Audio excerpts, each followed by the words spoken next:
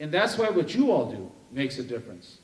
You know, maybe being a little extra nice to that classmate or that parent back at home or your neighbor. You never know what they're going through. You never know what type of situation they have at home. You never really know. And that's why it's important that we all do the right thing, whether people are watching or not, because the person that's going to make a change in this world is the person that we look at in the mirror every morning. It's each one of us.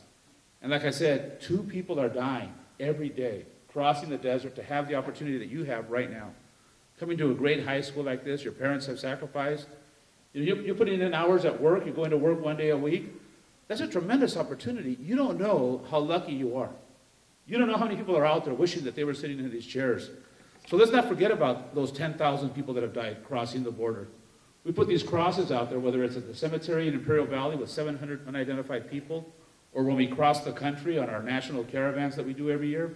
It says, no olvidados, not forgotten. Because even though of the 10,000 people, a third are unidentified, they're not forgotten. These are human beings. And their parents sometimes don't know what happened to their kids. Did the kids get lost in the desert? Are they be detained? Did they remarry and forget about the family back at home? They don't know. So it's important that all of us participate in this process. And I've been very fortunate to have gotten to know Barack Obama. I worked on his campaign when he was a candidate. I still firmly believe that he will be the greatest president in our lifetime. He's got a lot of challenges and so forth, but he's trying to make that change, but he can't make that change without us. Each one of us needs to participate in the process. And each one of you, when you get old enough, you need to register to vote.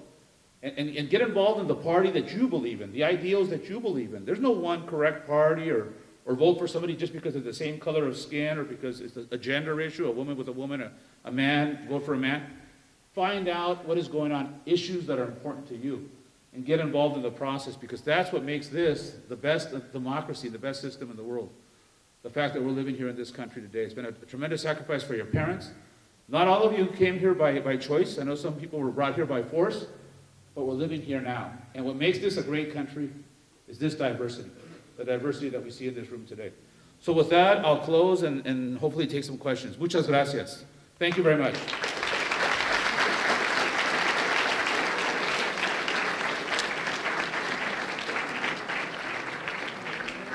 Okay, I wanted to see if you guys had some questions or comments you might have.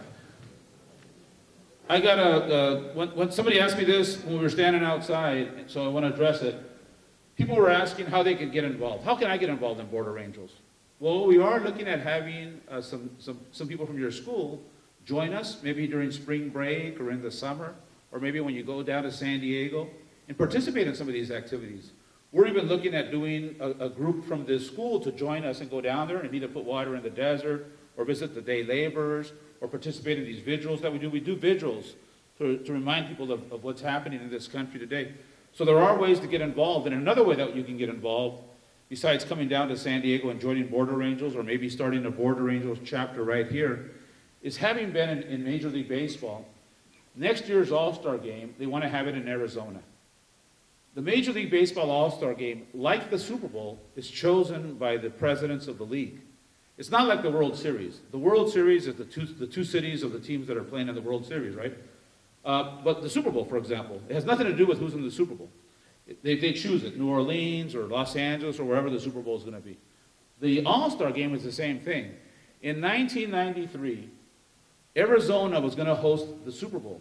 But the National Football League said, no way is Arizona going to host the Super Bowl when Arizona is the only state in the country that will not honor the national holiday of one of the greatest men to ever live in this country, Reverend Martin Luther King. So they moved the Super Bowl out of Arizona. They said, no way we're going to have the Super Bowl there. And then finally they went in ahead and accepted the national holiday, and the Super Bowl eventually went there like last year. Well, Major League Baseball is the same thing. We're saying no way can they have the All-Star game in Arizona next year when in Arizona you have 52% of the border deaths. People dying crossing the border, more than half of them in Arizona. You have a hate group, the Minutemen. They were founded in Arizona. You literally have neo-Nazis with swastikas and Confederate flags on the border with guns right now in Arizona. They have a bill in Arizona, like Proposition 187 that I started my talk with. It's called Senate Bill 1070. It was stopped. It was stopped by the Obama administration because it's racial profiling and so forth. And they have a sheriff that does not respect the law named Joe Arpaio, who's under investigation. And they want to celebrate the All-Star game, the national past. It doesn't make any sense. A third of the players are Latino. They're not going to feel comfortable playing there. Or their families going there to watch the game. So we're asking people to participate in this boycott of the Arizona baseball game. Once again, you're going to have flyers on the way out, so there's ways that you can get a hold of us and join us. But I want to see if there's any questions, any interaction from some of the students or some of the teachers that you questions you might have.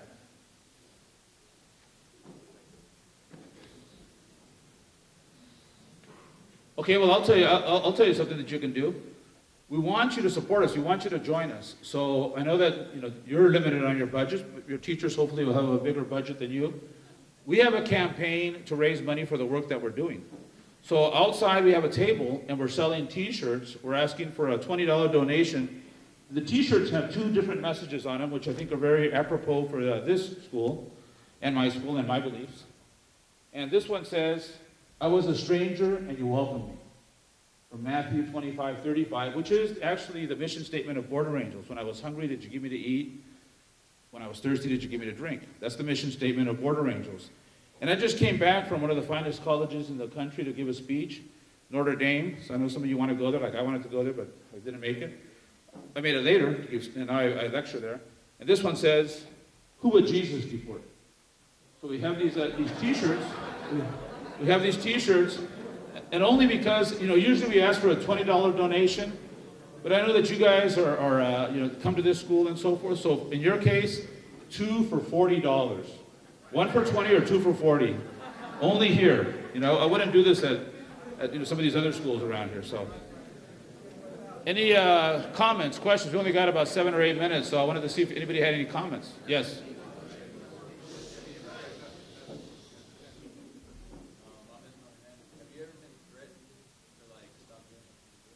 The question is, have I ever been threatened to stop doing? That's a good question, thank you. Have I ever been threatened to stop doing what I'm doing? Very sadly, yes. I've had a lot of death threats.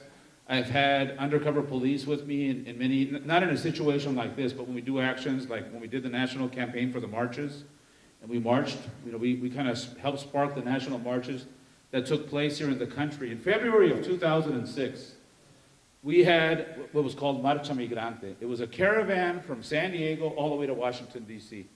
Wanted to go all the way across the country and tell people about what was happening on the border, the Minutemen, the deaths, and so forth.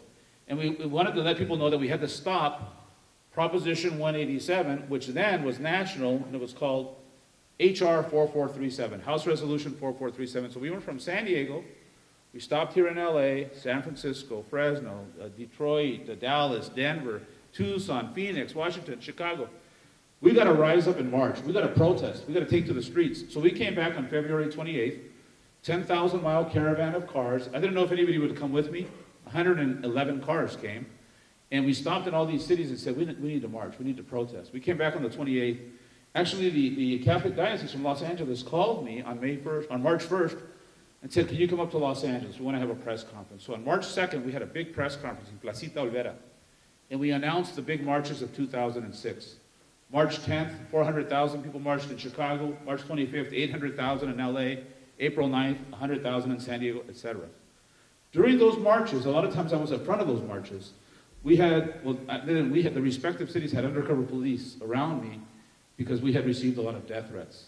A lot of death threats, so I will have security in certain situations. We've had the phone number that you see on the flyer that you're going to get on the way out. That's our offices, and I never answer that phone because the phone calls are recorded because of the threats. And it's really sad because right now there's more threats against the President of the United States, Barack Obama. In the first 2 years of office, he's had more death threats than any president in 8. And there's a tremendous rise in hate crimes. There's a drop in the reporting of hate crimes. But the hate crimes, because people don't want to report them. A lot of people don't want to mess around with the police and so forth, but there's a tremendous rise in hate crimes, and that's why we're very actively doing these Marcha Migrantes. This year's Marcha Migrante, we've had 5 so far. The first one we did the whole country to get people to march. The second one we crossed the southern border from San Diego to Brownsville, the 10 border states. The 4 southern U.S. border states, California, Arizona, New Mexico, Texas, and the 6 northern Mexican states. The third one was from San Diego to the Canadian border and back. Su voto es su voz. Your vote is your voice. You know, we didn't tell people who to vote for, we just got people to register to vote and to vote. The fourth one was from Florida to Washington. We marched, we voted, now it's time to deliver. And we delivered 50,000 letters. There's a few letters in the back, but if you want to sign them, it's the same letter, asking President Obama to give us immigration reform. So we delivered 50,000. We continue with that. Marcha Migrante 5 was this year. We literally walked from Sonora to Arizona, 0.1% of the reality of the migrants, because we had nothing to fear.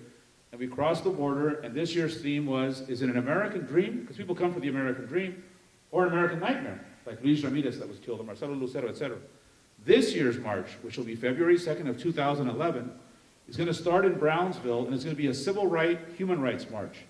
Because we know that our African American brothers and sisters have been through this struggle and continue in the struggle. So we're going to be going from Brownsville to Corpus Christi to Houston. We're going to go to Louisiana, to New Orleans, where we saw the mistreatment of our African American brothers and sisters after that flood. Why wasn't that taken care of beforehand? That would not happen in Des Moines, Iowa. There would have been a much quicker response because of the sadness of the disease called racism. So we're going to go and then we're going to go to Jackson, Mississippi, where we have seen terrible crimes against our African American brothers and sisters. Then we're going to go to Birmingham, Alabama, and we're going to go to the church where one of the greatest men ever to walk the earth, preached and so forth, Martin Luther King. And then we're going to end it in Montgomery, Alabama. In Montgomery, Alabama, where is the center for the Southern Poverty Law Center. And there we're going to work with Morris Dees, the co-founder of that center. And what he works on is teaching tolerance and exposing hate and racism and so forth. So yes, sadly, there's been a lot of threats, and we're very careful about that, about security and those types of things. There's never a threat when I come to a public situation like this. But when I'm out on the desert putting water, usually we're with a group of people, but it's usually when you're by yourself. So, we have, like tomorrow. Tomorrow I have a meeting with the sheriff, the police, the FBI in San Diego. I have that meeting tomorrow. We have it once every 3 months in San Diego. So, but the thing is, what we do is nothing. How about that migrant that's risking their lives coming from Central America and then getting to Mexico and then getting to the United States and then living here and then ends up like Luis Ramirez or Marcelo Lucero? Those are the guys that I'm going, wow, well, those guys are really brave. What we do is nothing compared to them.